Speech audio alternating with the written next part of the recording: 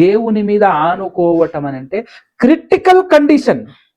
ఇక ఇప్పుడు నేను ఈ తప్పు చేయకపోతే, ఇప్పుడు నేను ఈ పాపం చేయకపోతే, ఇప్పుడు నేను ఈ అడుగు పెట్టకపోతే, ఇప్పుడు నేను లంచం ఇవ్వకపోతే, ఇప్పుడు నేను లంచం తీసుకోకపోతే, ఇప్పుడు నేను రాంగ్ రూట్లో కనుక వెళ్ళకపోతే కథం, దేవుణ్ణి వదిలేసి సొంత నిర్ణయం. అసలు దేవుడే లేని చోట, దైవత్వమే లేని చోట వాళ్ళు విడిచిపెడదామనేటటువంటి ఆలోచన వాళ్ళకి ఎందుకు రాదు? అక్కడ ఒట్టిదాన్నే ఇంత గట్టిగా నమ్ముతుంటే, గట్టిదాన్ని మనం చాలా ఒట్టిగా నమ్ముతాం.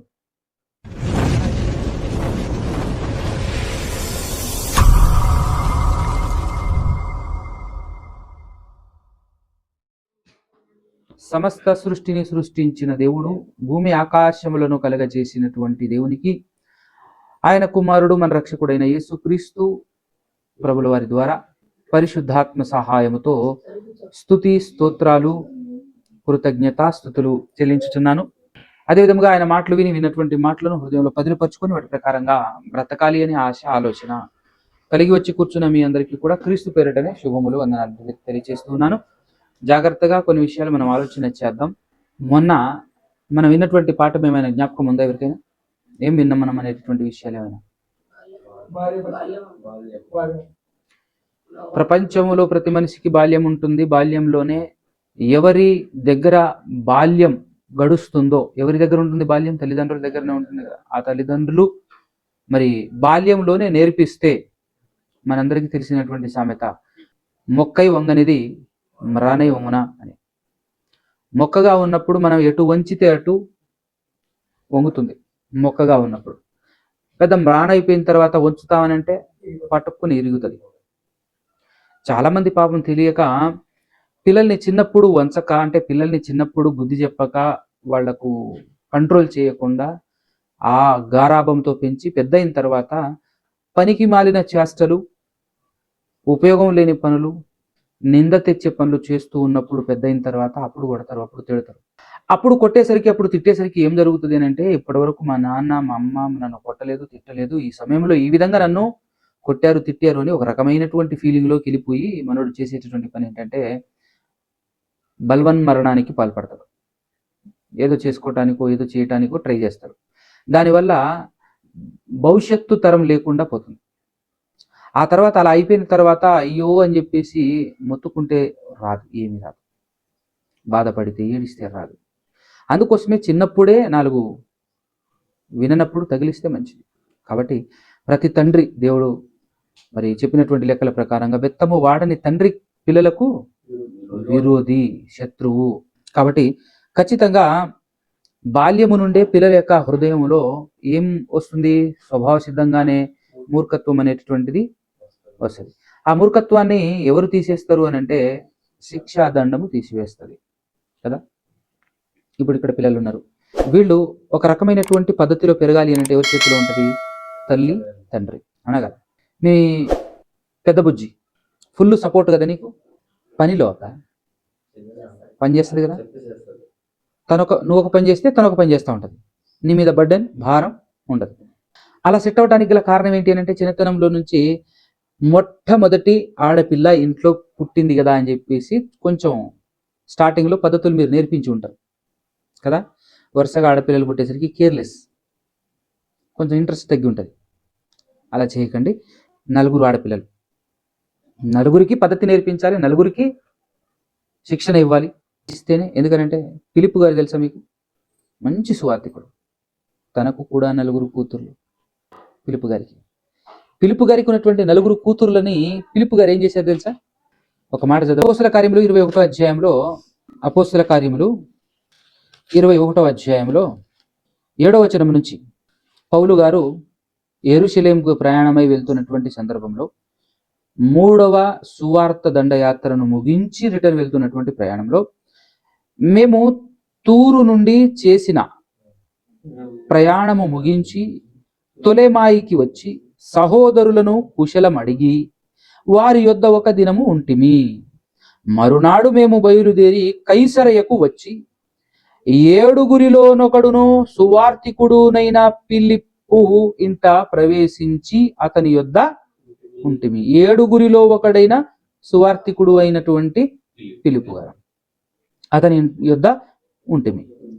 9వ వచనం. కన్యకలుగా ఉన్న నలుగురు కుమార్తెలు అతనికి, కన్యకలుగా ఉన్న నలుగురు కుమార్తెలకి ఇంకా పెళ్లి కాలేదు, కన్యకలుగా ఉండి అతనుకుండిరి. వారు ప్రవచించువారు అంటే వారు వాక్యం చెప్పేవారు, వారు బోధ చేసేవారు. నలుగురు కూతుర్లుంటే నలుగురిని ఒక రకంగా చెప్పాలంటే పాస్టర్ని చేసేసాడు, సేవకుర్రాలుగా చేసేసాడు. సువార్థికుడు తన పిల్లలకు కూడా నలుగురు కూతుర్లు ఇచ్చారు కదా అని చెప్పేసి ఇంత సేవ చేసి, ఇంత అద్భుతంగా ఆత్మీయంగా ఉండి, ఇంత గొప్పగా ఆత్మపూర్ణుడై దేవుడు ఎక్కడికి పంపిస్తే అక్కడ ఆ రాత్రి పగలు అని తేడా లేకుండా, చెప్పులు ఉన్నాయా లేవా అని చూడకుండా పరుగులు తీశాడు. దేవుని పని నిమిత్తమై పరుగులు తీశాడు. ఒక రకంగా చెప్పాలంటే దేవునికి ప్రియుడు అని చెప్పొచ్చు, దేవునికి ప్రియుడు అని చెప్పొచ్చు. అంత ప్రియుడు అయినప్పటికీ కూడా దేవుడు ఆయనకు మగ సంతానం ఇవ్వలేదు. చూడు, ఇవ్వలేదని ఏనాడు ఆయన కూడా అనుకోకుండా ఉన్న నలుగురు ఆడపిల్లలే అయినప్పటికీ కూడా ఆ నలుగురిని కూడా ఏం చేశాడు? దేవుని కొరకు పెంచాడు, దేవుని కొరకు నిలబెట్టాడు, దేవుని కొరకు సువార్థికురాలుగా నిలబెట్టాడు. కాబట్టి దేవుడు మనకిచ్చినటువంటి పిల్లలు, అది స్త్రీ అయినా పురుషుడైనా దేవుని పిల్లలే. ఈరోజు మనుషుల యొక్క ఆచారాలను బట్టి ఈరోజు మనం అందరము మగ సంతానం కావాలి అని కోరుకోవటమే తప్ప దేవుని దృష్టిలో స్త్రీ పురుషుడు అనే తేడా లేదు, స్త్రీ పురుషుడు అనేటటువంటి భేదం లేదు. ఎవరిని ఇచ్చినా కూడా వారిని మనం అపురూపముగా పెంచి పెద్ద చేసి దేవుని కొరకు నిలబెడితే, కాబట్టి మనం పిల్లల్ని చిన్నతనంలోనే మలచకపోతే పెద్ద అయిన తర్వాత మాట వినరు. మనము బాధపడతాం, ఫైనల్గా మనల్ని ఇంకా ఏడిపించే పరిస్థితిలోనికి వాళ్ళు తీసుకొస్తారు. వాళ్ళే లేకుండా అయిపోయే ప్రమాదం కూడా ఉంటుంది. కాబట్టి చిన్నతనంలోనే మనం జాగ్రత్తగా పెంచితే వాళ్ళు కూడా ఏంటి అని అంటే అర్థం చేసుకొని మసులుకునేటటువంటి ప్రయత్నం, ఈ ఒకరోజు కాకపోతే ఇంకో రోజు కాకపోతే ఇంకో రోజు ఖచ్చితంగా వాళ్ళు మారుతారు. ఇప్పుడు ఇంతకు ముందు చూసిన మని వేరు, ఈరోజు చూసిన మని వేరు. మీ మని అమ్మ ఎందుకు అన్నానంటే, ఇంతకుముందు కొట్టడం కంటే ఈరోజు బాగానే పడ్డాయి దెబ్బలు. అయినా కూడా తన పాటన తను స్నానం చేసుకుంది, వచ్చిన తర్వాత మళ్ళా ఈరోజు మా అమ్మ నన్ను కొట్టింది కాబట్టి నేను ముడుచుకొని ఇంట్లోనే కూర్చోవాలి అని జనరల్గా ఉండే తన అభిప్రాయం. ఇంతకుముందు నేను చూసినప్పుడల్లా ఇంకా పలకదు, మాట్లాడదు, ఏమి చేయదు, అట్లా కూర్చుంటుంది అంతే. కానీ ఈరోజు అట్లా లేదు, సైలెంట్గా వచ్చింది, సాప పరిచింది, సాప వేసేసిన తర్వాత చక్కగా పద్ధతిగా కూర్చుంది అట్లా. నేను అనుకున్నాను పాట పాడు అని చెప్పేసి ఇచ్చినప్పుడు పాడదేమో అనుకున్నాను. కానీ తనకున్నటువంటి ఫీలింగ్ని పక్కన పెట్టి కొద్దిసేపు తను సెటిల్ చేసుకుంది. పాడాలా వద్దా అని చెప్పేసి మైక్ చేత పట్టుకొని, ఎందుకంటే కోపంలో ఉంది కదా, ఇందాకలనే కొట్టింది కదమ్మా, ఇక ఆ ఫీలింగ్ని అలా పక్కన పెట్టేసి ఇక దేవుని కోసం నేను పాట పాడాలి అని చెప్పేసి మైక్ అందుకొని పాట పాడింది. అలానే ఉండాలి. మమ్మీ కొట్టిందని మూలలో కూర్చోవటం కాదు, నాన్న కొట్టాడని మూలలో కూర్చోవటం కాదు, మళ్ళా మన పని మనం చేసుకోవాలి. అప్పుడు తల్లిదండ్రులు కూడా ఆనందపడతారు, సంతోషపడతారు. ఇంకా రేపటి దినాన ముందుగానే నువ్వు పెద్దదానివి కాబట్టి వీళ్ళిద్దరిని కూడా నువ్వు స్నానం చేయించి ఆ తర్వాత నువ్వు కూడా స్నానం చేసినావు అనుకో, ఒక బర్డెన్ మమ్మీకి తగ్గించినట్టే కదా. మమ్మీ ఏం చేస్తుంది తర్వాత? ఆవిడ పని ఆడుకుంటుంది, లేచినప్పటి నుంచి గ్యాప్ లేకుండా తిరుగుతూనే ఉంటుంది, పని చేస్తూనే ఉంటుంది. అదంతా గమనించి అందులో సగమైన పావంతైనా నేను కంప్లీట్ చేస్తే బాగుంటుంది కదా అనేటువంటి ఆలోచనతో నేను నిలబడ్డావు అనుకో. ఎందుకంటే పెద్దదానివే, నువ్వు చేయగలవు ఈజీగా, వీళ్ళిద్దరిని స్నానం చెప్పించేసేయగలవు, తనకు రిలీఫ్ వస్తుంది కదా. కాబట్టి అలా నువ్వు చేసినావు అనుకో, సంతోషపడుతుంది తల్లి కానీ తండ్రి కానీ. ఇదంతా కూడా మనమే నేర్పించాలి, ఇదంతా మనం చిన్నప్పుడే పిల్లల్ని నేర్పించాలి. ఓకేనా? సో ఈరోజు పాఠం ఏంటి అని అంటే, మనం దేవుని మీద ఆధారపడటం, దేవుని మీద ఆనుకోవటం ఎలా, దేవుని మీద ఆధారపడటం, దేవుణ్ణి ఆనుకునే బ్రతుకు ఉంటే ఎంత బాగుంటుంది, ఎలా ఉంటుంది. దేవుని మీద ఆనుకోవటం అంటే ఏంటి? ఆధారపడటం అన్నా, అనుకోవటం అన్నా, హత్తుకోవటం అన్నా అన్నీ ఒకే విధంగా. ప్రతి క్షణం ప్రతి నిమిషం మన జీవితంలో శాంతి సమాధానముతో ఆనందకరమైనటువంటి వాతావరణంలో అలా బ్రతుకుతూ ముందుకు సాగాలి అని అంటే, అప్పుడప్పుడు కష్టాలు అలుముకున్నప్పటికీ, అప్పుడప్పుడు భయానకమైనటువంటి పరిస్థితులు మన జీవితంలో ఏర్పడినప్పటికీ కూడా ఆ పరిస్థితిలో కూడా మన మనసు చెప్పినట్టు మనం వినకుండా మన మనసును అలా పక్కన పెట్టేసి దేవుని మీద ఆధారపడే విధానం, దేవునిని ఆనుకునే విధానం కనుక మనం అలవర్చుకుంటే ఆ పరిస్థితి కూడా మనకు ఎంతో భయంకరంగా భయానకంగా ఉన్నటువంటి పరిస్థితి కూడా మనకు ఆ తర్వాత ఏం చేస్తుంది తెలుసా? ఆహా, ఎంతో ఆనందాన్ని ఇస్తుంది, అద్భుతమైనటువంటి ఆనందాన్ని ఇస్తుంది. ఈ ప్రపంచంలో ఏ మనిషి అనుభవించలేనంత గొప్ప ఆనందాన్ని ఇస్తుంది అది. ఒకవేళ అలా కాకుండా పరిస్థితులను బట్టి మనమే నిర్ణయం తీసుకొని పరిస్థితులను బట్టి మనకు తోచినట్టు నచ్చినట్టు మనం నడుచుకున్నాం అనుకో, ఆ తర్వాత ఒక భయానకమైన పరిస్థితి మన జీవితంలోకి వస్తుంది. అలా వచ్చినప్పుడు దేవుడు సహాయం చేయడు, దేవుడు సహకరించడు, దేవుడు ఆన్సర్ ఇవ్వడు. మామూలు సిచ్యువేషన్లో, మామూలు రోజులలో, చిన్న చిన్న వాటిలో కూడా, ప్రతి చిన్న విషయంలో కూడా మనం దేవుణ్ణి ఆనుకొని బ్రతికితే, దేవుని మీద ఆధారపడి బ్రతికితే, ప్రతి విషయం, ప్రతి అడుగు, ప్రతినిత్యం మనం దేవుని మీద ఆనుకొని బ్రతికే జీవితాన్ని అలవాటు చేసుకుంటే పెద్ద పెద్ద వాటిలో కూడా దేవుడు సహాయం చేస్తాడు. చిన్న చిన్న వాటివే కదా, దేవుని దానికి ఎందుకు, మనమే తీసేసుకుందాం, మనమే చేసేసుకుందాం, మనకున్నటువంటి జ్ఞానంతో నడిచేసుకుందాం అనేటటువంటి ఆలోచనతో మన ఇష్టానుసారంగా మనకు తోచినట్టు నడిస్తే పెద్ద పెద్ద విషయాల్లో ఖచ్చితంగా దేవుడు సహాయం చేయండి నడవని పరిస్థితి ఉన్నప్పుడు అప్పుడు దేవుడు రాడు, దేవుడు సహాయం చేయడు, అప్పుడు భయంకరంగా ఉంటుంది పరిస్థితి కదా. కాబట్టి మనము దేవుని మీద ఆధారపడుతూ బ్రతికి ప్రయత్నం చేయాలి, మన పిల్లల్ని కూడా దేవుని మీద ఆధారపడే విధంగా మనం నేర్పించాలి. జనరల్గా క్రైస్తవులముగా ఉన్నటువంటి మనమందరం ఎవరము పేతురు గారు తెలియచేస్తూ ఉన్నాడు. పేతురు గారు రాసినటువంటి పత్రిక 2వ అధ్యాయం 9వ వచనం ఒకసారి చదవండి. పేతురు పత్రిక మొదటి పత్రిక 2వ అధ్యాయం 9వ వచనం. అయితే మీరు చీకటిలో నుండి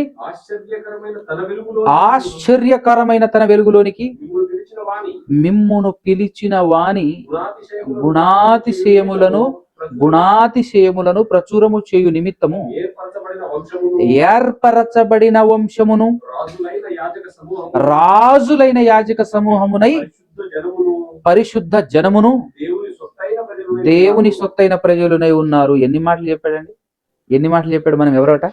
ఏర్పరచబడిన వంశము, నెక్స్ట్ రాజులము. మనం ఎవరమంట?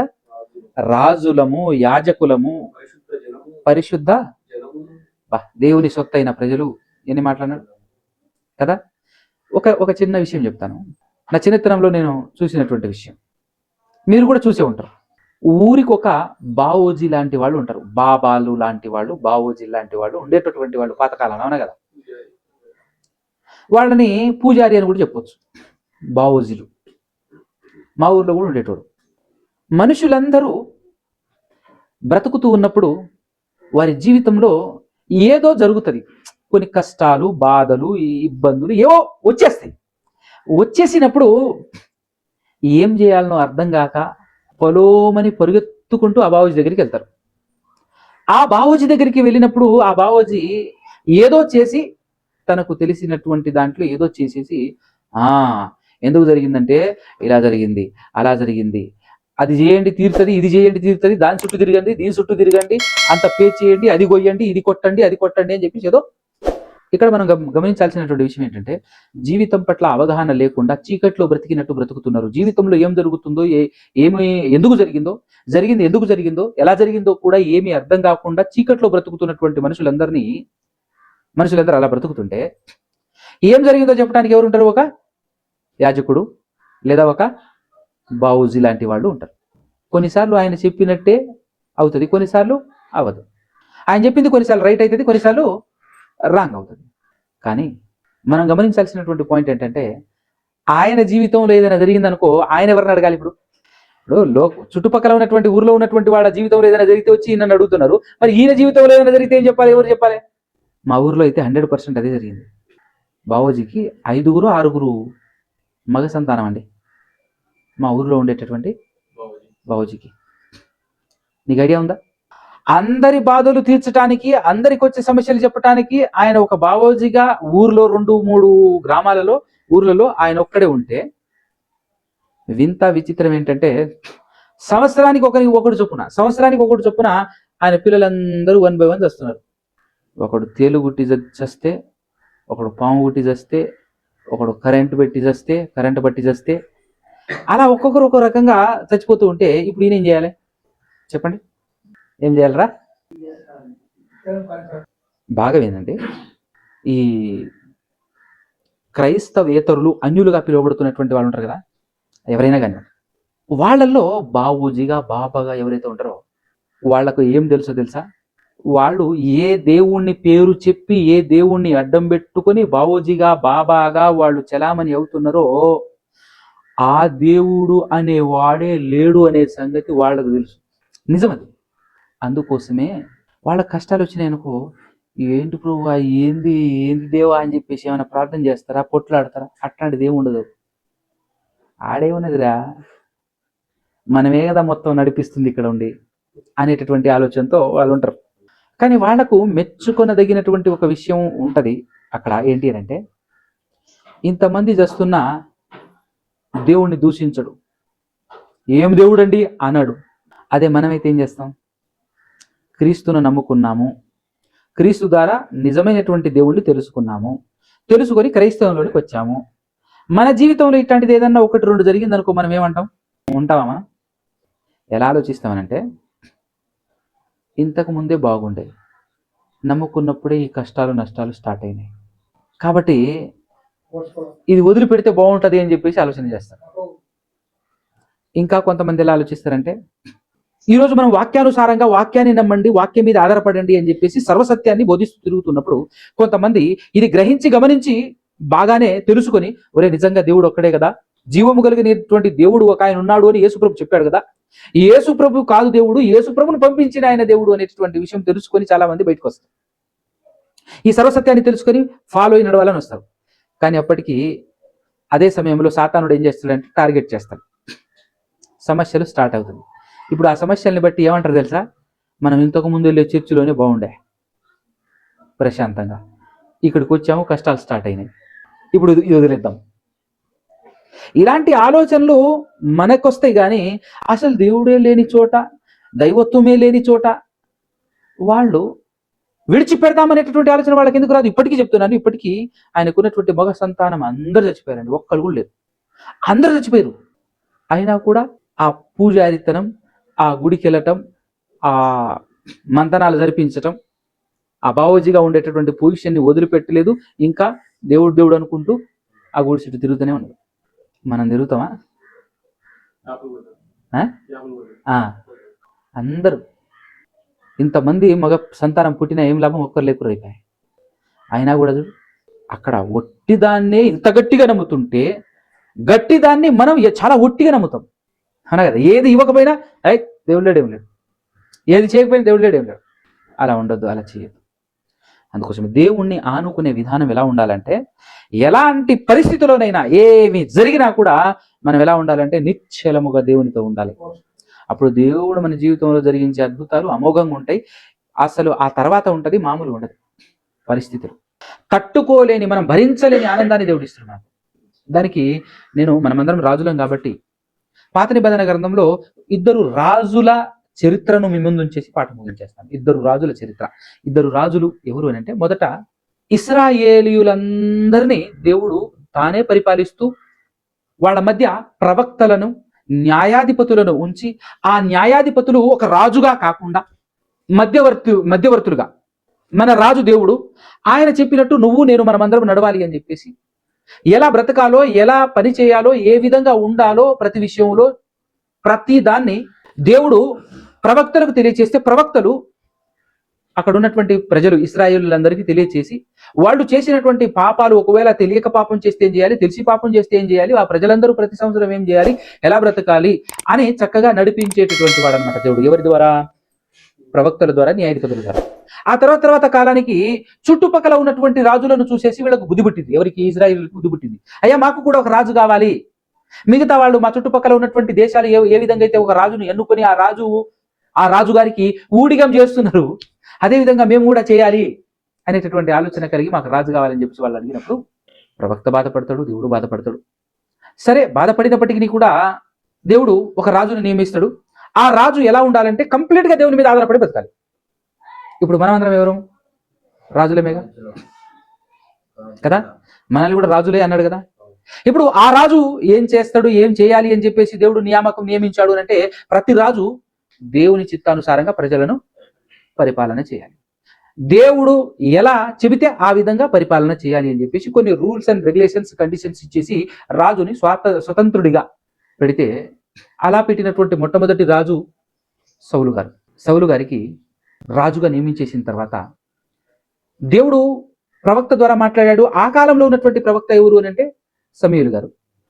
సమూయేలు గారు ఒక మాట అంటాడు, నేను వస్తాను, నా కొరకు ఎదురు చూడు, నేను ఖచ్చితంగా వస్తాను, నేను వచ్చిన తర్వాత బలిపీఠం మీదకి ఎక్కి, లేదా యాజకుడు చేయాల్సిన పని ఏంటి, బలి ఇవ్వటం, దేవునికి బలియాగం, బలులు అర్పించేటటువంటి కార్యక్రమం పాత నిబంధనలో ఉంది కాబట్టి నేను ఇస్తాను, ఇచ్చిన తర్వాతనే యుద్ధానికి వెళ్ళాలి అని సమూయేలు గారు చెప్తారంటే సమూయేలు గారి ద్వారా దేవుడు మాట్లాడతాడు.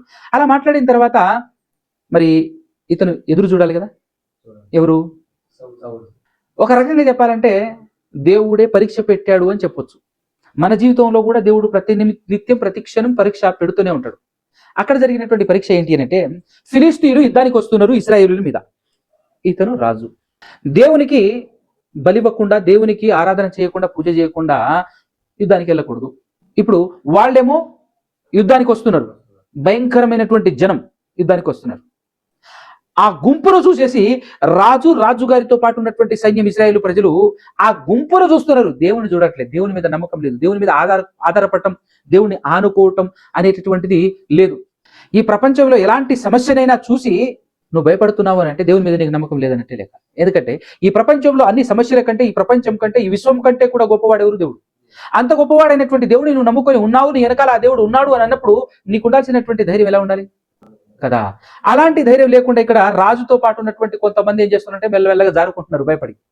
వామ్మో, ఆ సైన్యం చూసేటట్టుందో, ఇంకేమైనా ఉందా, వాళ్ళు కనుక మీద పడితే ఇంకేమీ లేదు, మొత్తం సర్వనాశనం చేసి వెళ్ళిపోతారు అనేటటువంటి విధంగా ఒక్కొక్కరు జారుకుంటున్నారు. వాళ్ళని చూసి ఈయన గుండె పగులుతుంది. ఎవరి గుండె? రాజు గారి గుండె. ఏం చేయాలి? ఇటు పక్క చూస్తేనేమో ప్రవక్త సమూయేలు ప్రవక్త గారు ఇంకా రావట్లేరు, అటుపక్క చూస్తేనేమో ఈ ఫిలిష్తీయులందరూ వచ్చేస్తున్నారు యుద్ధానికి.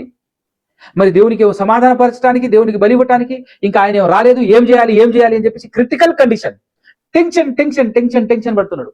ఏం చేయాలో అర్థం కాక ఏదైతే తర్వాత సంగతిగా అని చెప్పేసి నేనే బలిపీఠం ఎక్కేసి ఆ బలి అర్పించేస్తే పని అయిపోతుంది, ఆయన కోసం ఎదురు చూస్తూ ఉంటే వీళ్ళు వచ్చేసేటట్టే ఉన్నారు, వీళ్ళు చంపేస్తారేమో మీద పడి అని చెప్పేసి ఈయనే యాజకుడు చేయాల్సినటువంటి పనిని రాజు చేసేస్తాడు. ఈ రాజు ఆ పని చేసి ముగించిన వెంటనే వస్తుంటాడు, కనబడుతుంటాడు. ఎవరు? సమూయేలు గారు వస్తూ ఉంటారు. అప్పుడు ఆ సమూయేలు గారు వచ్చేసి ఏం మాట్లాడారు ఒక్కసారి చూద్దాం. మొదటి సమూయేలు గ్రంథం 13వ అధ్యాయము 8వ వచనం నుంచి 14వ వచనం వరకు రాసుకోండి.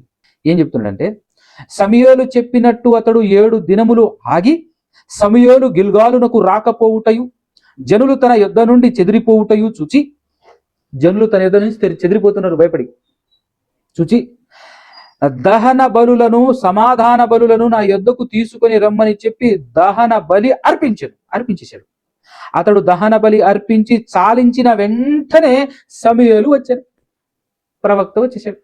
సౌలు అతనిని కలుసుకొని అతనికి వందనము చేయుటకై బయలుదేరగా సమూయేలు అతనితో, నీవు చేసిన పని ఏమని అడిగాను. అందుకు సౌలు, జనులు నా యొద్ద నుండి చెదిరిపోవుటయు, నిర్ణయ కాలమున నీవు రాకపోవుటయు, ఫిలిష్తీయులు మిక్మసులో కూడి ఉండుటయు నేను చూచి, ఇంకను యెహోవాను శాంతిపరచకమునుపే ఫిలిష్తీయులు గిల్గాలునకు వచ్చి నా మీద పడుదురనుకుని నా అంతటా నేనే సాహసించి దహన బలి అర్పించితేనే. అంటే దేవుని మీద ఆనుకోవటం అని అంటే క్రిటికల్ కండిషన్. ఇక ఇప్పుడు నేను ఈ తప్పు చేయకపోతే, ఇప్పుడు నేను ఈ పాపం చేయకపోతే, ఇప్పుడు నేను ఈ అడుగు పెట్టకపోతే, ఇప్పుడు నేను లంచం ఇవ్వకపోతే, ఇప్పుడు నేను లంచం తీసుకోకపోతే, ఇప్పుడు నేను రాంగ్ రూట్లో కనుక వెళ్ళకపోతే కథం, దేవుణ్ణి వదిలేసి సొంత నిర్ణయం. ఇప్పుడు సిచ్యువేషనల్ సంగతి ఒకటి చెప్పాలి అంటే, ఇప్పుడు కనుక తోటకు వెళ్ళి నీళ్లు పెట్టకపోతే అని చెప్పేసి దేవుణ్ణి వదిలేసి వెళ్ళటం సేమ్ టు సేమ్. అవునా కదా?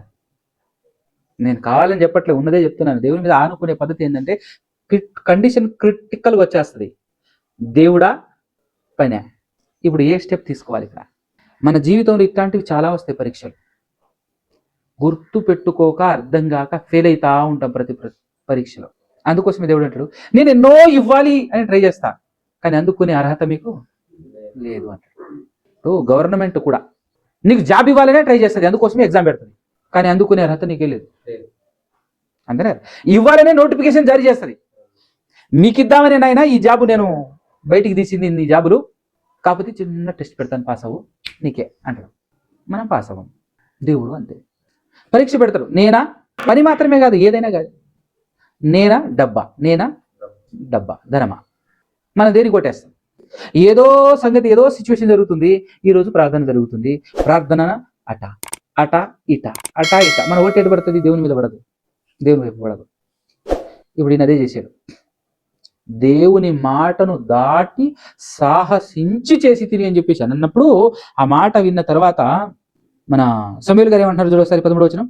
అందుకు సమూయేలు ఇట్లా, నేను నీ దేవుడైన యెహోవా నీకిచ్చిన ఆజ్ఞను గైకొనక వినక పాటించక నీవు అవివేకపు పని చేసితివి. ఎలాంటి పని చేసావు నీవు? తెలివి తక్కువ పని చేసావు నువ్వు అంటున్నాడు. తెలివి తక్కువ పని చేసితివి.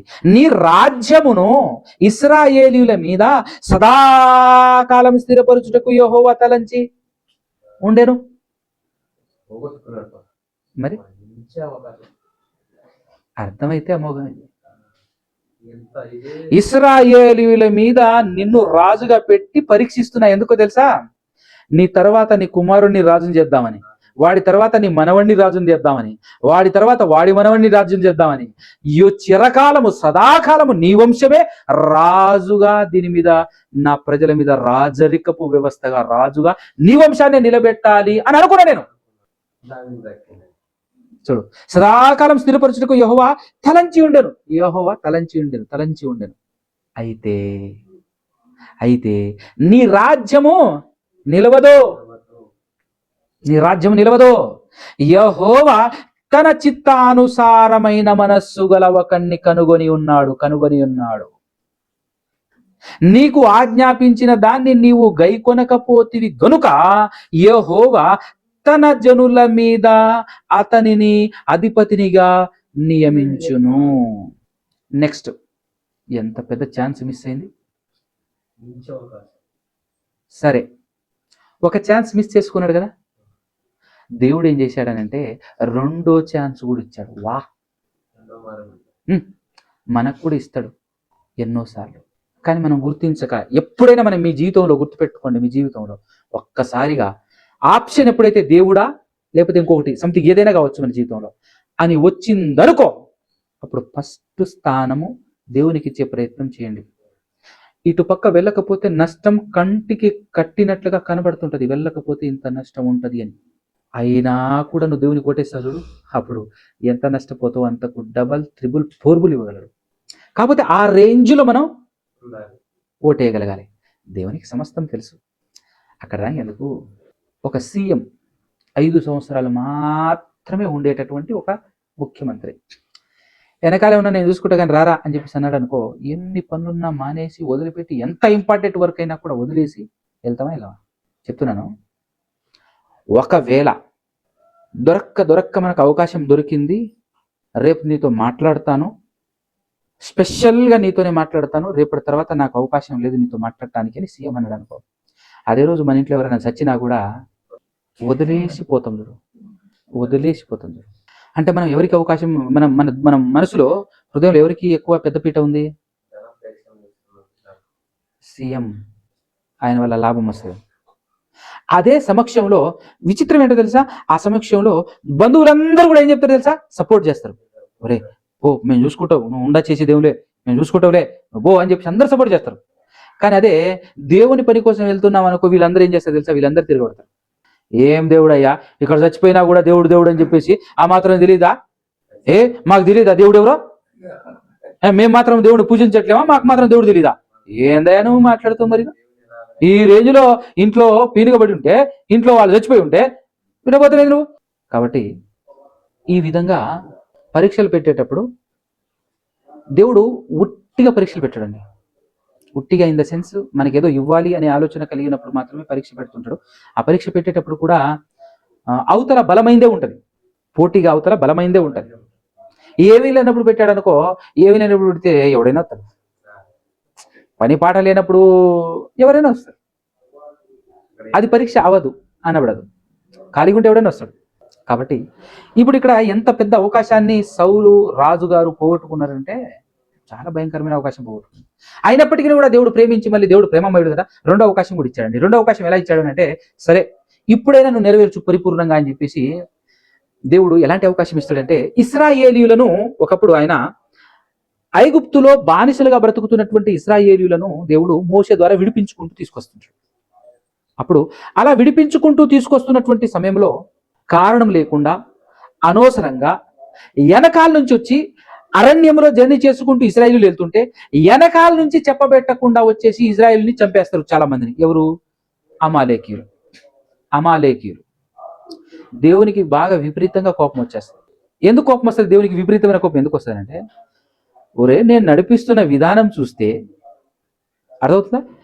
నేను ఇశ్రాయేలీయులను ఏ విధంగా నడిపించుకొస్తున్నాను అని అంటే 10 అద్భుతాలు చేసి అప్పుడు నాగరికత కలిగి అందరిని భయపెడుతున్నటువంటి రాజ్యముగా ఐగుప్తు ఉంటే, ఆ ఐగుప్తునే నేల మట్టుకు నాశనం చేసి ముప్పు తిప్పలు పెట్టించి అక్కడి నుంచి నడిపించుకుంటూ వస్తుంటే అదంతా విన్నటువంటి దేశాలన్నీ గజ గజ గజ వణుకుతున్న ఇశ్రాయేలీలు వస్తున్నారు అని అంటేనే గజ గజ వణుకుతున్నారు. ఆ తర్వాత కాస్త ముందుకు వస్తే సముద్రం ఎదురుగా వచ్చే విధంగా సముద్రం దారి గుండా దేవుడు వాళ్ళని నడిపిస్తే ఎదురుగా సముద్రం ఉంటే ఆ సముద్రాన్ని చూసి భయపడతారా, నేనున్నాననే ధైర్యంతో నిలబడతారా అని ఇజ్రాయేల్ కూడా పరీక్ష పెడితే ఈ ఇజ్రాయేలీలు ఫెయిల్ అయ్యారు. అయినా కూడా సర్లే ఇంత నడిపించినా కూడా వీళ్ళకి నా మీద నమ్మకం రాలేదని చెప్పేసి ఇంకా నమ్మకం రావటం కోసం అని చెప్పి సముద్రాన్ని 2 పాయలుగా చీల్చి అందులో నుంచి నడిపిస్తే అది కూడా విన్నటువంటి చుట్టుపక్కల దేశాలన్నీ గజ గజ గజ గజ గజ వణుకుతుంటే, అమ్మ ఇజ్రాయేల్ వస్తున్నారు అంటే సముద్రాన్ని చీల్చాడంట వాళ్ళ దేవుడు, ఎట్ట బాబు అని చెప్పేసి. ఒకప్పుడు మనకు కరోనా వస్తే అందరూ తలుపులు వేసుకొని ఇంట్లో ఎలా అయితే ఉన్నారో, మా ఊర్లో వేరే ఊరోళ్ళు కూడా రాకూడదని చెప్పేసి దారి బట్టి ఎలాగైతే అడ్డుకట్లు వేశారో ఆ విధంగా ఇజ్రాయెల్ వస్తున్నారంటే దేశాలు మొత్తం తలుపులు వేసుకొని ఇంట్లో ఉన్నారు. ఆ రేంజ్లో భయపడితే వీళ్ళు దొంగ దెబ్బతిద్దామని చెప్పేసి వెనకాల నుంచి వచ్చేసి ఇజ్రాయెల్ ప్రజల్ని చంపేస్తా ఉంటే దేవునికి బాగా కోపం వచ్చేసి తిరగబడి వీళ్ళని చంపేయండి రా అని చెప్పేసి ఆ కాలంలో యుద్ధాన్ని గెలిచే విధంగా దేవుడు సపోర్ట్ చేశాడు. కానీ ఆ రోజే శాసనం రాసేశాడు దేవుడు. ఏమని? మీరు ఇక్కడి నుంచి దారిలో వెళ్ళి కనాను దేశంలో సెటిల్ అయిపోయిన తర్వాత చెప్తున్నాను, భూమి మీద ఒక్క పురుగు లేకుండా, ఒక్క మనిషి లేకుండా, ఈ అమాలేకీయులనే జాతే లేకుండా సర్వనాశనం చేసేయాలి చెప్తున్నా.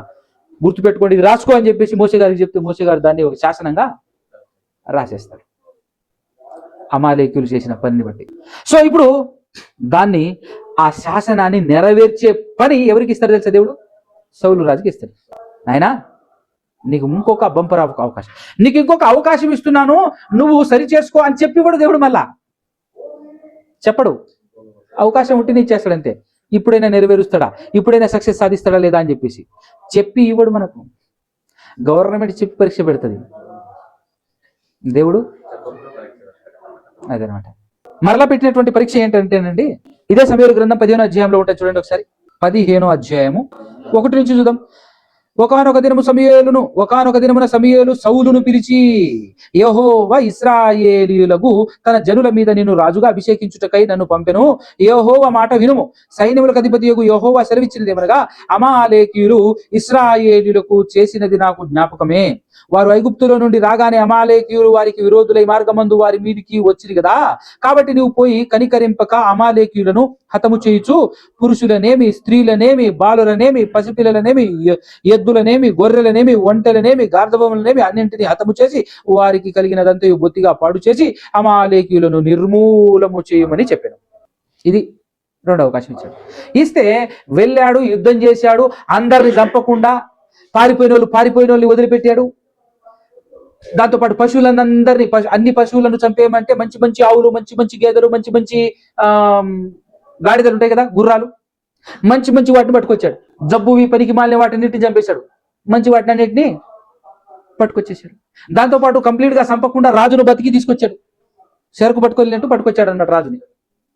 ఇదంతా చూసిన తర్వాత ఇప్పుడు దేవుడు చూస్తూనే ఉన్నాడు కదా. చూసిన తర్వాత దేవుడు సమూయేలు పంపిస్తాడు. సమూయేలుతో చెప్తాడు, మళ్ళా పోయిండబ్బా రాజు, మళ్ళా ఫెయిల్ అయిపోయాడు అనగానే అప్పుడు బాధపడుతుంటాడు సమూయేలు గారు. రాత్రంతా నిద్రాహారాలు మాని ప్రార్థన చేస్తాడు, తండ్రి క్షమించు, తండ్రి క్షమించు, తండ్రి క్షమించు దేవుణ్ణి. ఎవరు? రాజు తరఫున ప్రవక్త ప్రార్థన చేస్తుంటాడు. రాత్రి ఎంత ప్రార్థన చేసినా దేవుడు వినడు. నువ్వు ప్రార్థన చేస్తే ఏం లాభం? ఆయనకి లేదు ఆ బుద్ధి. నువ్వు సరిపోయి చెప్పు అని అంటే ఉదయం లేచి వస్తాడనమాట.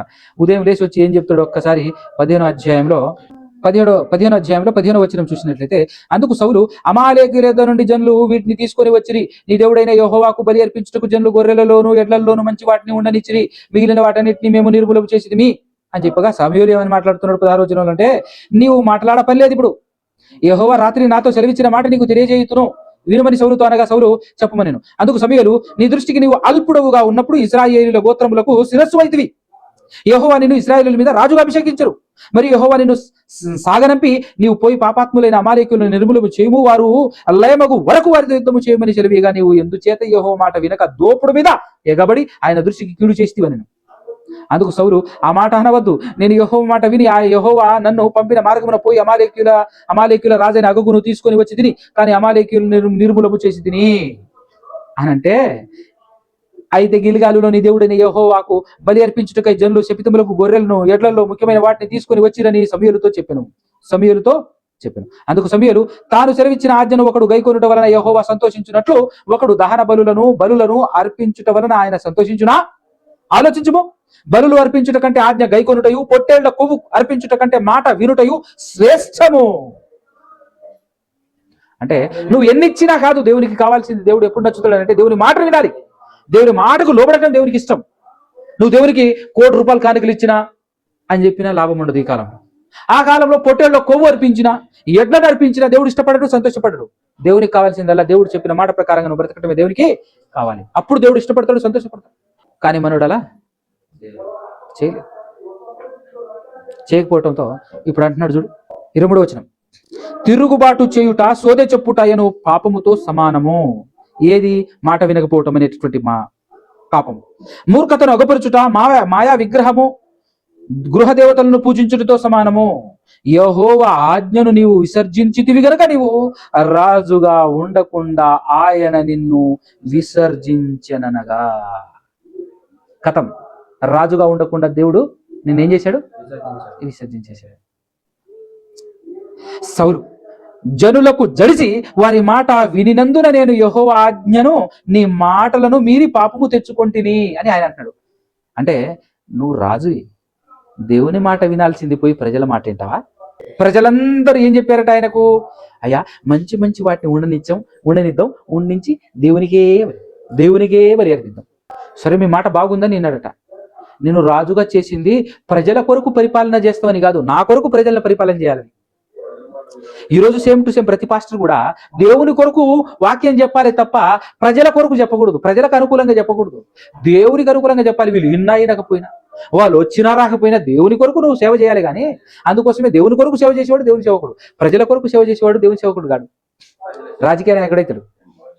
ప్రజలకు ఏమి నచ్చితే అది, ప్రజలకు ఏం కావాలంటే అది, ప్రజలకు ఏది తోస్తే అది దాని కొరకు ఇచ్చేటటువంటి వాడు కాదు. అవునా కదా? ఇప్పుడు ఇక్కడ ప్రజలకు నచ్చింది నువ్వు చేయటానికి కాదు నేను నిన్ను రాజుగా నియమించింది. ప్రజల కొరకు నిన్ను నియమించలేదు, నా కొరకు నిన్ను నియమించాను. తెలిసిపోయింది ఫైనల్గా. స్టార్టింగ్లో నేను చేసేసాను, దేవుడు చెప్పిన మాట ప్రకారంగా నేను చేశాను అనే భ్రమలోనే ఉన్నాడు. కానీ క్లారిటీగా వచ్చి సమూయేలు ప్రవక్త గారు వచ్చి చెప్పిన తర్వాత కానీ అర్థం కాలేదు, అయ్యో నేను పాపం చేశాను. ఈరోజు చాలా మంది నేను చెప్తుంటే అర్థమైపోతుంది. చాలా మంది పాస్టర్లకు, విశ్వాసులకు, అరే రైట్గానే కరెక్ట్గానే దేవుడు నమ్ముకున్నానే, కరెక్ట్గానే ఉన్నానే అనుకుంటే భ్రమలో బ్రతుకుతున్నారు చాలా మంది. మనం వెళ్ళి చెప్పిన తర్వాత అవును కదా, నిజమే కదా, అవునా కదా. నేను దినాన్ని కూడా వెళ్ళినప్పుడు ఎంతమంది వాళ్ళందరూ దేవుడు ఎవరు అనుకున్నారు మీరు ఏంటి అని చెప్పేసి విషయాలు ఓపెన్ చేసి వచనం టు వచనం చూపించేసరికి అరే అవును కదా అంటే ఇన్ని రోజులు మేమే మంచి భక్తి పరులు అనే ఫీలింగ్లోనే బతికారు వాళ్ళు. కానీ ఫైనల్గా వచనం టు వచనం వెళ్తే అర్థమవుతుంది, ఒరే మనం బాప్తిజం తీసుకోలే, పాపం చేసినామని, మనం రైట్ రూట్లో లేము, మన విశ్వాసమే అసలు విశ్వాసమే తెలియదు మనకు, మన విశ్వాసంలో అనే భ్రమలో బ్రతుకుతున్నాం. కానీ నీ విశ్వాసం ఏంటో అని అడిగితే చెప్పే పరిస్థితుల్లో లేమంటే అసలు మన విశ్వాసమే కాదన్న సంగతి ఎప్పుడు అర్థమవుతుంది? ఓపెన్గా చెప్పినప్పుడు కానీ అర్థం కాదనమాట. కదా. అదేవిధంగా ఇప్పుడు సౌలు గారు వెళ్ళాడు, పని ముగించుకొని వచ్చాడు. ఆహా, దేవుని పని నేను పర్ఫెక్ట్గా ముగించుకొని వచ్చాననే భ్రమలోనే ఉన్నాడు. కానీ ఇంకా దేవుని సంతోషపరిచాను నేను అని చెప్పేసి అనుకుంటున్నాడు. దేవుని పని ముగించడం మాత్రమే కాకుండా ఇక దేవుని కోసం అన్ని పశువులను తీసుకొచ్చాను, మంచి మంచి పశువులను తీసుకొచ్చాను, వధించాలి, దేవునికి బలి ఇవ్వాలని అనుకున్నాడు. కానీ సమూయేలు ప్రవక్త గారు వచ్చి చెప్తే గానీ అర్థం కాలే, అయ్యో నేను పాపం చేశాననే విషయం. నువ్వు బలి అర్పించడం కంటే ఆయన మాట వినటమే శ్రేష్టం, అదే ఆయనకి దేవునికి ఇష్టం అని చెప్పేసి చెప్పిన తర్వాత, అయ్యో నేను పాపం చేసి తినే, పాపం తెచ్చుకుంటేనే ప్రజల మాట విని అని అన్నప్పుడు 25వ వచనంలో ఏం చెప్తున్నాడు చూడండి. కాబట్టి నీవు నా పాపమును పరిహరించి నేను యెహోవాకు మొక్కునట్లు నాతో కూడా తిరిగి రమ్మని సమూయేలును వేడుకున్నాడు. అందుకు సమూయేలు, నీతో కూడా నేను తిరిగి రానయ్యా, నీవు యెహోవా ఆజ్ఞను విసర్జించితివి గనుక ఇశ్రాయేలుల మీద రాజుగా ఉండకుండా యెహోవా నేను విసర్జించేశాడు దేవుడు, నీతిగా నేను రాను. ఎందుకంటే ఇప్పుడు ప్రార్థన చేసినా ఉపయోగం లేదు, నువ్వు రెండోసారి కూడా ఛాన్స్ మిస్. కాబట్టి ఇప్పుడు ఈ లెక్కల ప్రకారంగా ఎంత నీట్గా అర్థమైపోతుంది. మిస్ చేసుకోకూడదు. దేవుని మీద ఆధారపడటం అనేటటువంటి విధానము మన జీవితంలో అనేక అవకాశాలు దేవుడు మనకి ఇస్తాడు. దాన్ని బట్టి మనం దేవుడా, మన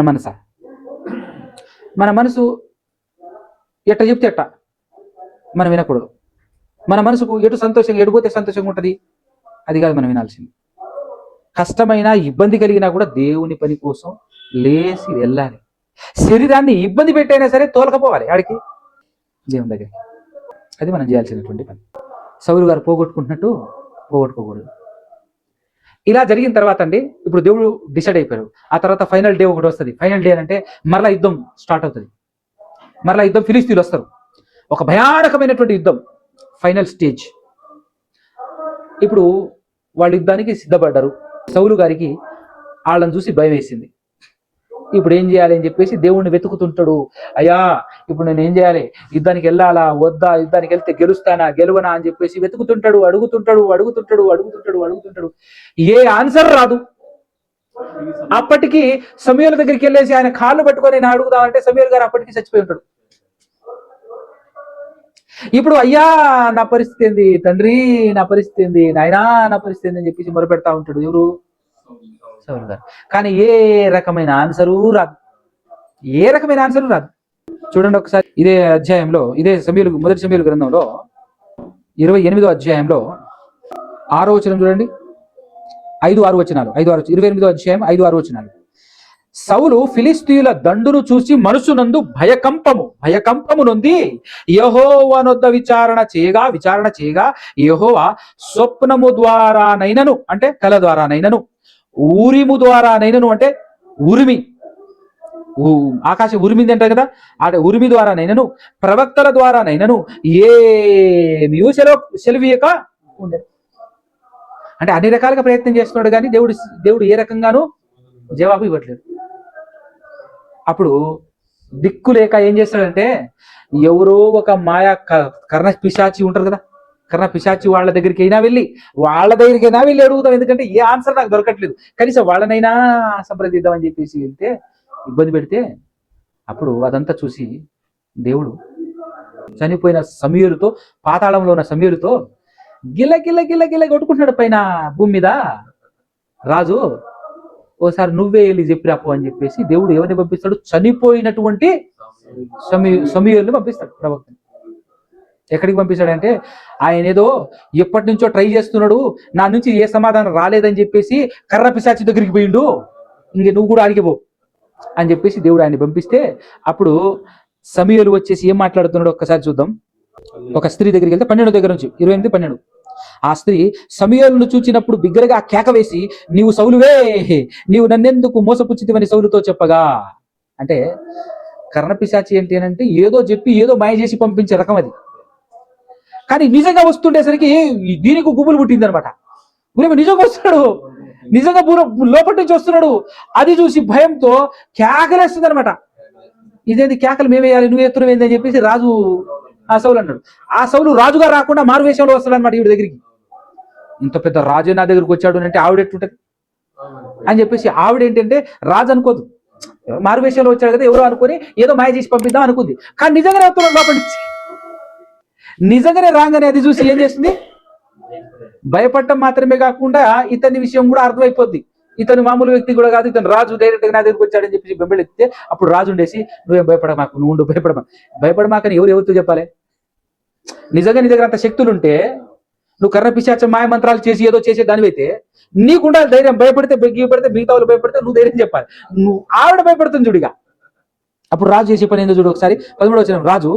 రాజు నీవు భయపడవద్దు, నీకు ఏమి కనబడినది, ఆమె నీకేం కనపడిందో చెప్పు నాకు అని అడగగా ఆమె దేవతలలో ఒకడు భూమిలో నుండి పైకి వచ్చుట నేను చూస్తున్నాను. నేను ఏంది ఎవరు వస్తున్నారో తెలియదా నీకు? రప్పించే దమ్ముందని చెప్పేసి మాయమంత్రాలు చేస్తుంటావు కదా. ఎవరో వస్తున్నారయ్యా, ఒక దేవదూత భూమి లోపల నుంచి ఎవరో ఒక దేవదూత వస్తున్నాడు అని చెప్పేసి ఆవిడ భయపడుతుంది, తెగ భయపడిపోతుంది. భయపడుతుంటే అందుకు అతడు అంటే రాజు అందుకు అతడు ఏ రూపములో ఉన్నాడో నాకు చెప్పు అని అంటే ఆవిడ అంటుంది, దుప్పటి కప్పుకొనిన ముసలివాడొకడు పైకి వచ్చుచున్నాడనగా సౌలు గుర్తుపడతాడు. సౌలు అతడు సమూయేలు అని తెలుసుకొని సాగిలపడి నమస్కారం చేశాడు. గుర్తుపట్టింది ఎవరు? ఒరిజినల్ గుర్తుపట్టాల్సింది ఎవరు? కనిపించాలి అని. ఆవిడకంత సీన్ లేదనే సంగతి ఆ సీన్ లోనే అర్థమైపోతుంది. బెంబెళ్ళెత్తుతుంది, కేకలేస్తుంది. భయపడకని చెప్పేసి సౌలు ధైర్యం చెప్తున్నాడు. రాజు ఏ విధంగా ఉన్నాడో చెప్పగానే ఏ రూపంలో ఉన్నాడో చెప్పింది. చెప్పగానే నాకు తెలుసు ఎప్పుడు ఆయన మీద ఒక దుప్పటి ఉంటది అని చెప్పేసి తెలుసుకొని ఆయన సమయంలో అని చెప్పి తెలుసుకొని సాగిలపడతాడు. సాగిలపడిన తర్వాత 15వ వచనం. నన్ను పైకి రమ్మని నీవెందుకు తొందర పెట్టితివని సౌలును అడుగగా, సౌలు నేను బహు శ్రమలో ఉన్నాను, ఫిలిస్తీయులు నా మీదికి యుద్ధమునకు రాగా దేవుడు నన్ను ఎడబాసి ప్రవక్తల ద్వారానైనను కలల ద్వారానైనను నాకేమీ సెలవీయకున్నాడు. కాబట్టి నేను చేయవలసిన దానిని నాతో తెలియజెప్పుటకై నిన్ను పిలిచి తిని అనెను. అందుకు సమూయేలు ఏమంటాడంటే, యెహోవా నిన్ను ఎడబాసి నీకు పగవాడు కాగా నన్ను అడుగుట వలన ప్రయోజనం ఏంటి అంటున్నాడు. యెహోవా నిన్ను వదిలిపెట్టి నీకు పగవాడైపోయాడు దేవుడు. ఇప్పుడు నన్ను ఇబ్బంది పెట్టడం వల్ల వచ్చే లాభం ఏముంది అని చెప్పి ఏమంటున్నాడు చూడు. 17. యెహోవా తన మాట తన పక్షముగానే నెరవేర్చుచున్నాడు.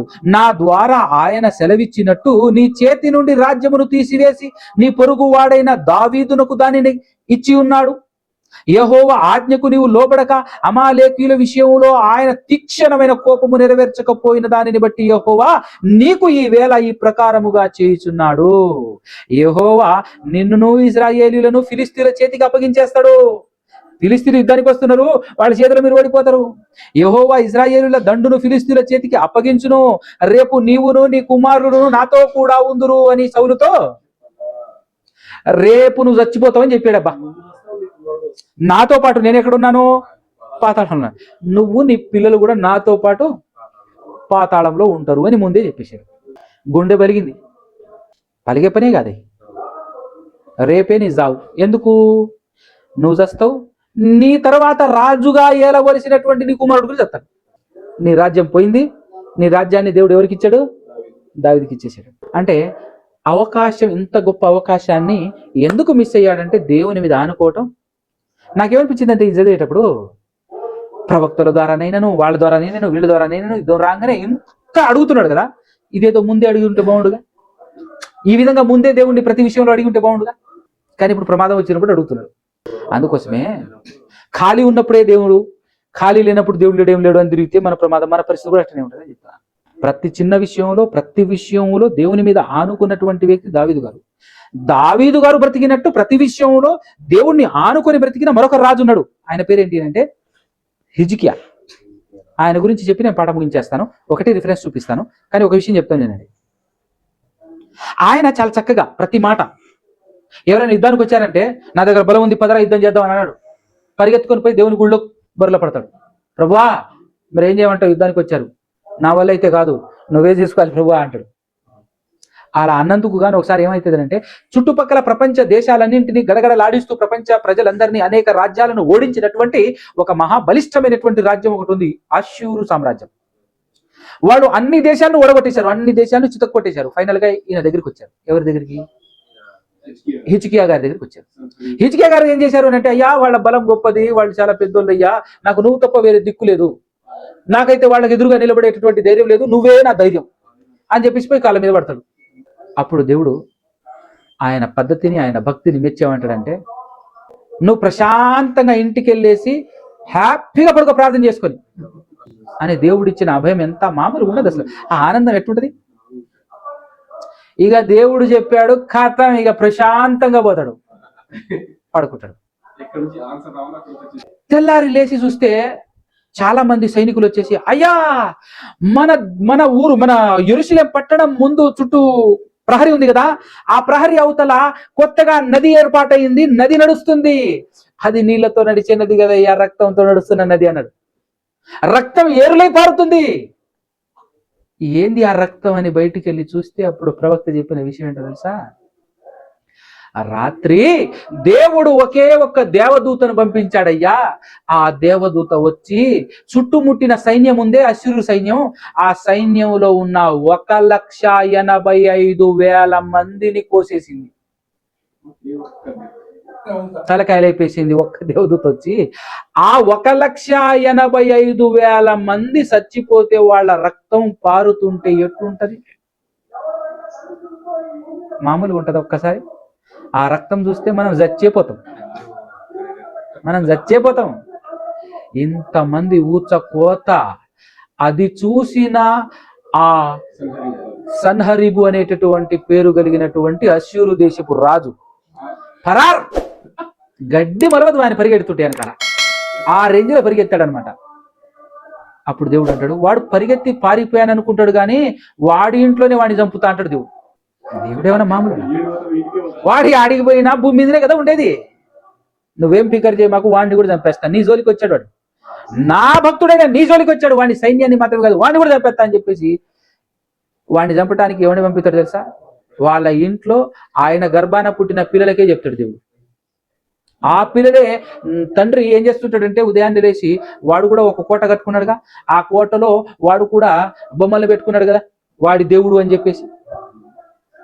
ఆ బొమ్మల్ని, ఏంది దేవుడా ఇంత జరిగింది, ఇంతమంది చచ్చిపోయారు, నువ్వేం చేస్తున్నావు ఇక్కడ ఉండి, నేను రోజు పూజ చేస్తుంటే నువ్వేం చేస్తున్నావు అని చెప్పేసి ఇంట్లో ఉన్న దేవుడిని తిడుతున్నాడు. ఆయన ఇంట్లో ఉన్న దేవుడిని తిడుతుంటే పక్క నుంచి పిల్లలు వచ్చేసి మెడగోసేసి అది వెళ్ళిపోతారు. ఆడేవున్నాడని ఏమీ లేదు, ఈడు తయారు చేసుకున్నటువంటి దేవుడు ఏం చేస్తాడు అన్నా కదా. ఆ రేంజ్ లో హిజ్కియాను ఆదుకుంటాడు దేవుడు. అంత మాత్రమే కాకుండా దేవుని మాట జబదాటకుండా పద్ధతిగా బ్రతుకుతూ ఉంటే ఒకానొక సమయంలో ఆయనకు రోగం వస్తుంది, మరణకరమైన రోగం వస్తుంది. ఎవరికి? హిజ్కియా గారికి. అంగా చాలు, ఈ రోగంతోనే నువ్వు చచ్చిపోతావని చెప్పేసి ప్రవక్త వచ్చి చెప్తాడు. ప్రవక్త వచ్చి చెప్పాడంటే అర్థం ఏంటి? దేవుడు పంపిస్తాడు. దేవుడు ఏషియా ప్రవక్తను పంపిస్తే ఏషియా ప్రవక్త వచ్చేసి, హిజ్కియా ఇంకా నీ పని అయిపోయింది, ఇంకా నువ్వు ఇల్లు సర్దుకో, ఇంకా నువ్వు చచ్చిపోతున్నావు అని చెప్పి ప్రవక్త వెళ్ళిపోతుంటాడు. ప్రవక్త వెళ్ళిపోతుంటే ఇక్కడ ఉన్నటువంటి రాజు చాలా పద్ధతిగా బ్రతికినాడు కదా, దేవుని ఆనుకొని బ్రతికినాడు కదా, ఆయన మంచం మీదనే ఉండి అటు పక్క గోడ వైపు తిరిగి, ప్రభువా ఎన్ని రోజులు నీ మాట ప్రకారంగానే బ్రతికాను కదా, నాకు ఒక్క అవకాశం ఇవ్వచ్చు కదా ప్రభువా అని ప్రార్థన చేస్తాడు. ఏడ్చి కన్నీళ్లు పెట్టి ప్రార్థన చేస్తాడు. ఆ కన్నీళ్లు, ఆ ఏడుపు దేవుడు చూసి తట్టుకోలేక ఈ చెప్పి వెళ్ళిపోయినటువంటి ప్రవక్త ఊరు కూడా దాటలేదు. ఎమ్మటి ఆ ప్రవక్త కబురు పెట్టాడు, ఏమని? అయ్యా మళ్ళీ వెళ్ళి చెప్పుకో, నా కుమారుడు నేను 15 సంవత్సరాలు ఆయుష్ పెంచుతున్నాను, పోయి చెప్పుకోన్నాడు. ఆయన ఏడుస్తుంటే, పద్ధతిగా బ్రతుకుతున్నటువంటి నా కుమారుడు ఏడుస్తుంటే నేను తట్టుకోలేకపోతున్నాను, నువ్వు వెళ్ళి చెప్పుకో.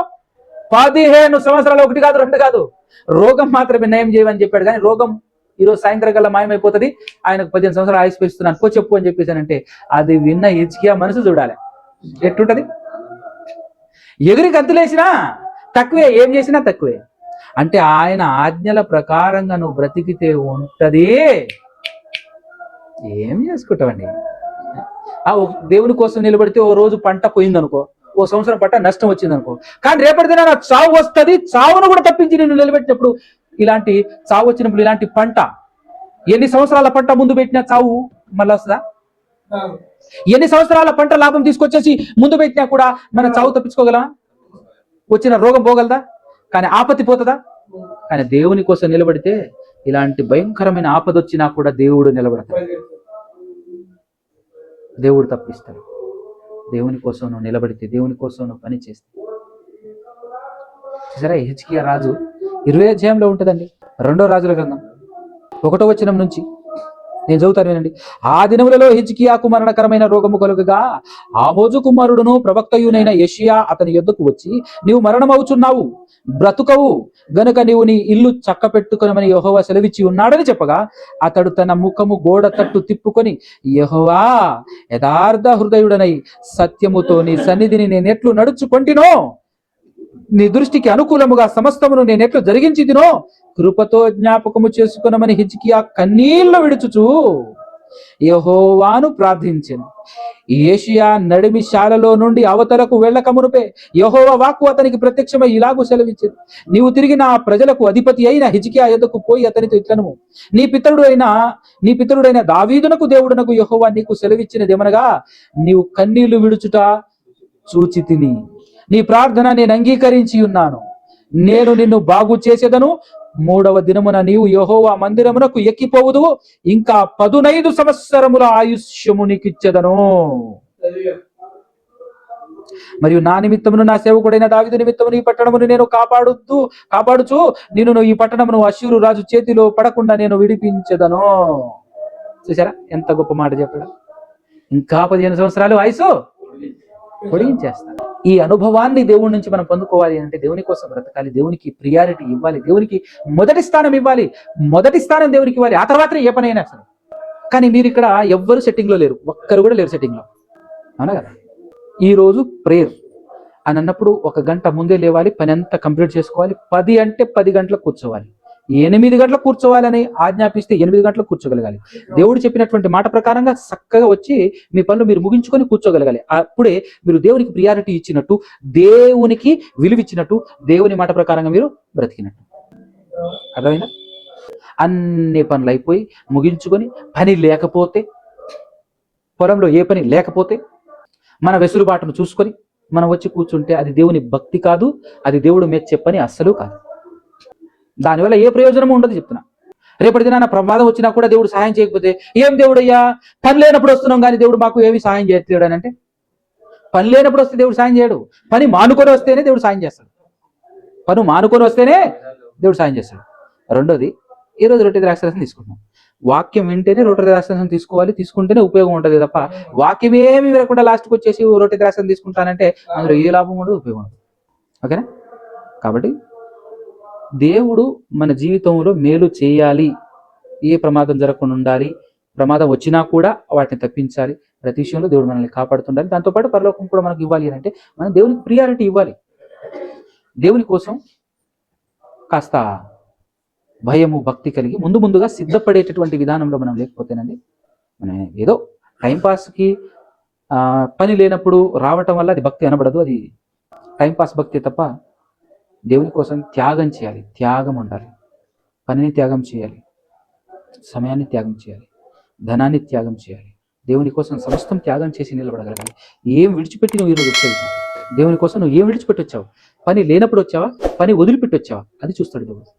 మీకు ఇంతకుముందు కూడా చెప్పాను నేను, ఏమని అంటే, ఈరోజు నాకు పెద్దగా ఇన్కమ్ లేదు, ఏదో బట్టలు తిండికి మాత్రమే తప్ప ఏదైనా ఒకటి కొనాలి అని అనుకుంటే, ఏదైనా పెద్ద వస్తువు కొనాలి అని అనుకుంటే టక్కున ఉండవు చేతిలో. ఆ స్థితిలో నేను బ్రతుకుతున్నా, హ్యాపీగా బతుకుతున్నాను. ఒకవేళ ఈరోజు నేను దేవుని దగ్గరికి రాకుండా ఒకవేళ జాబే చేసి ఉంటే, నేను వదిలేసిన జాబ్ని వదలకుండా ఉండి ఉంటే, ఈరోజు నెలకు 1,50,000 నుంచి 2 లక్షల వరకు ప్రతి నెల నా శాలరీ ఉండేది ఖచ్చితంగా. కానీ అలా నేను జాబ్ చేస్తున్నప్పుడు ఏదైనా ప్రమాదం వచ్చి ఉండినట్లయితే ఆ ప్రమాదంలో చచ్చిపోయేవాడిని. ఇప్పుడు దాకా బ్రతికి ఉండేటట్టు కానీ నేను ఇప్పుడు వరకు బ్రతుకుతున్నాను అంటే అది వదిలేసి వచ్చాను కాబట్టి, నాకు ఎన్నో ప్రమాదాలు. ఇప్పుడు మీరు చూస్తున్నారు, రాత్రి కూడా మనం ఆటో తోలుకుంటూ వచ్చాం కదా. ఒక ఆయన ఇప్పుడు బతికాడో చచ్చాడో తెలియదు, నెత్తిపల్లింది, చెవుల నుంచి రక్తం వచ్చేసింది, గుంతకలు దాటిన తర్వాత కదా. మాకడేమో జస్ట్ ముందే ఆటో పడింది, యాక్సిడెంట్ జరిగింది. అంతకుముందు చాలా స్పీడ్గా నేనే ఆటో తోలుకుంటూ వస్తున్నాను. 30 కిలోమీటర్ దాకా వచ్చాను, 30-40 కిలోమీటర్లు నేను ఆటో తోలుకుంటూ వచ్చాను. అంత మాత్రమే కాకుండా బండి మీద ఎంత స్పీడ్లో తిరుగుతున్నా నేను, ఏ ఒక్క ప్రమాదం కూడా జరగదా? ఎన్నో వందల ప్రమాదాలు మిస్ అయినాయి, దేవుడు మిస్ చేశాడు. నేను బతికి బట్టగడుతున్నాను అంటే అది దేవుని కృప, దేవుని కోసం పనిచేస్తున్నాను కాబట్టి అన్ని వదిలేసి వచ్చి దేవుని కోసం బతుకుతున్నాను కాబట్టి ప్రమాదం జరగకుండా ఇంకా బతికి బట్టగట్టాను. దేవుడా జాబా అన్నప్పుడు లక్షలు వస్తాయి జాబ్ అని చెప్పేసి ఉన్నానంటే ఈ పాటికి చచ్చుకుంటేనే ఎప్పుడో చచ్చిపోయేటట్టు పోయేవాడినేమో నేను అనే కదా. అంటే ప్రమాదాలను తప్పించి దేవుడు మనల్ని కాపాడాలంటే ఏం వదిలేస్తున్నావు దేవుని కోసం, దేన్ని త్యాగం చేసి వచ్చావు నువ్వు ఇప్పుడు అని అంటే ఏమీ లేదు, ఖాళీగా ఉన్నా కాబట్టి వచ్చాను అంటే అది అసలు భక్తే కాదు. ఈరోజు ఒకరోజు మధ్యాహ్నం వరకు పొలం పని పోకపోతే ఎంత నష్టం జరుగుతుంది చెప్పండి? వేలలో నష్టం అవుతుందా, లక్షల్లో వస్తుందా? అసలు ఏమీ కాదు. అయినా కూడా అసలు దేవునికే ప్రియారిటీ లేదు, దేవుని మీద అసలు ఇంట్రెస్ట్ లేదు అని అంటే ఇంకా ఇదేం భక్తి? దీని భక్తి అంటారా? మళ్ళీ దేవుడు కాపాడాలి మనల్ని, మళ్ళీ దేవుడు మేలు చేయాలి మనల్ని. చేయకపోతే మనం ఏదో అసలు మనం లేకపోతే దేవుడు బతకడు అన్నట్టు ఫీలింగ్ మనది. మనం లేకపోతే మనం రాకపోతే దేవుడు బతకడు అన్నట్టుగా మన విధి విధానాలు ఉంటాయి. చూడండి, దేవుని చేతిలో పడుట బహుభయంకరము, జాగ్రత్త. కాబట్టి దేవుడు ఓపిక గల్లుడు కాడు, బతుకు బట్ట కడుతున్నాం. దేవుడు ఆనాడు ప్రవక్తల ద్వారానే మాట్లాడాడు, ఈరోజు నా ద్వారా మాట్లాడుతున్నాడు. నేను చెప్పాను అనుకుంటే మీ భ్రమ, నా ద్వారా దేవుడే మీతో మాట్లాడాడు అని అనుకుంటే కనీసం నెక్స్ట్ నుంచి అయినా ఖచ్చితంగా నెల మొత్తంలో నేను 2 పూట్లే కదా ఉండేది. ముందు రోజు నైట్ ఉంటాను, నైట్ ఏ పని లేదు కాబట్టి ఉంటాము, నైట్ డ్యూటీ ఉంటే వెళ్ళిపోతాం. డే టైం కనీసం ఆ డే టైం అయినా అటెండ్ అవుతా అంటే లేదు, పొలం పనికి వెళ్ళిపోతాం. ఆ రాత్రి సంపదే, పగులు సంపదే. నెల మొత్తం సంపద కోసం రాత్రి పగులు కష్టపడుతుంటే కనీసం ఒక రాత్రి ఒక డే అయినా దేవుని కోసం ఇవ్వలేమా? మరి ఆయన ఎలా కాపాడతాడు, ఎలా మనల్ని పోషిస్తాడు, ఎలా మనల్ని ఆదుకుంటాడు? రేపటి దిన వచ్చింది అనుకో ప్రమాదం, నాకు కూడా సంబంధం లేదని చెప్పేసి చేతులు ఎప్పేశాడు అనుకో దేవుడు, ఎట్లుంటది? దేవుడే మనల్ని అర్థం చేసుకుంటాడు, మనం మాత్రం అస్సలు దేవుని అర్థం చేసుకో, దేవుని మాటని పట్టించుకోం. దేవుడు మాత్రం అన్ని అర్థం చేసుకొని మనకు అన్ని సమకూర్చుకుంటున్నాడు. అది 1-2 సార్లే చూస్తాడు దేవుడు. ఇప్పుడు సౌలు గారి పరిస్థితి ఏమైంది? ఫస్ట్ అవకాశం ఇచ్చాడు, పోగొట్టుకున్నాడు.